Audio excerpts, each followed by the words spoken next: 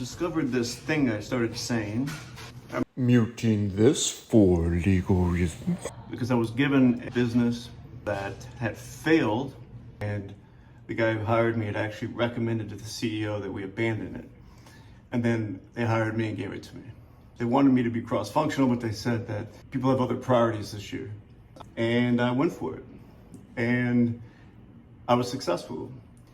When the headwinds are against me and everybody else has another priority and they feel overworked, and I know that I can do different functions fairly well, arguably better than sometimes people that are doing them full time. Imagine a football field. Imagine you're a coach and you got to build this team and make it successful.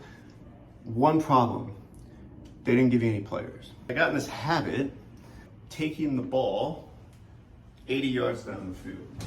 And the objective is to take 100 yards from here to here. I have to build a business that requires product design, internal ops, sales ops, field ops, sales leadership, sales enablement, and data analytics, GM, to manage the P&L. But I didn't have any of these resources. I had one kid, part-time. I taught him this idea of being resourceful, taking ownership, not accepting any excuses for lack of resources. And I said, our job in every area is to take it on: sales leadership, strategy, execution, analytics, marketing technology. Take on every function that previously they were trying to hand off at least 6 or 7 times, and own it and rebuild this thing. Instead of sitting on the 0-yard line, we moved it. So how did I do it? Just a part-time sales rep and no cross-functional support.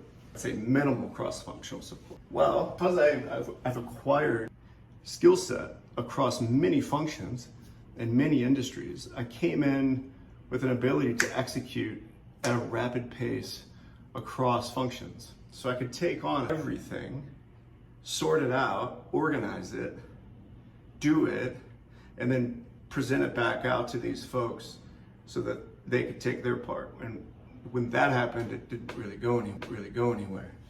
Instead of waiting for the teammates, other players, to become available, I decided, you know what, you got a football, I would take that ball as far down the field as I could. So I would take the ball as far down, and then I'm going to stop around the 10-yard line, and I'm going to see who I can hand this off to. I redesigned the sign, took it all the way down, and found the designer, handed it off, and I got that thing done fast. Whereas before they said it would be like 2 weeks. She was appreciative that I took the ball all the way down, that I did a lot of the prep work, and she finished it off for me. Same thing with field ops. I took over the vendor relationship, and I took the ball mostly down the field. I ended up taking that one over entirely, and I would take that one all the way down. Then you have Salesforce. Because I'd architected Salesforce before, I would take that ball pretty much down the field, maybe to the 15-yard line, and I would hand over the mock-ups of what I wanted changed to the Salesforce administrator, and they would change it. Marketing technology, that was easy. Took that over, improved that process, and I just ended up taking that one all the way down the field. Data analytics, I kept being told, put a request in. But they were so backlogged, they never got anything done. If I wanted any analytics on this business, again, I took that ball all the way down the field and executed. Eventually, we turned this business into something that was happening, and then I was told, hey, this isn't scalable. You got to make this thing scalable. We're going to get you a resource, and they took the resource away. They said, wait, this isn't scalable. This is unsophisticated. This is very entrepreneurial of you, but you know what? You really got to involve cross-functional people so that we can get this. Okay, great. So I did that. My speed from sales to onboarding, it was like a 40-yard dash that was previously 4.2 seconds. It suddenly became about 10.5 seconds. Then what happened? Ball started getting fumbled.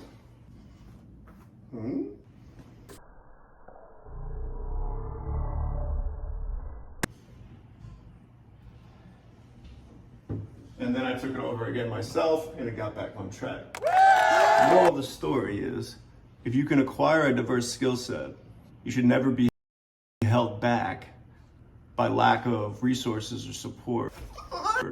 You should never be slowed down because you can't get everyone into a meeting. Take that ball down the field.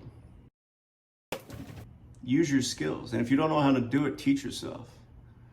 Because ultimately, while the middle managers will resent you, Screw 'em. if you're in the right organization with the right leadership, the results and your ability to move that needle and take that 40-yard dash quicker. Because you're going to have the people that say, slow down, do the 40-yard dash in 30 seconds, not 4.2. Because 4.2, you're going to make mistakes. Well, newsflash, the 30-second folks, they're making mistakes too, and they're wasting a lot of valuable time. I'd rather fail fast, reset, fail fast. But a lot of people don't understand that. They can read a book about it, but they don't know what it really means in real life.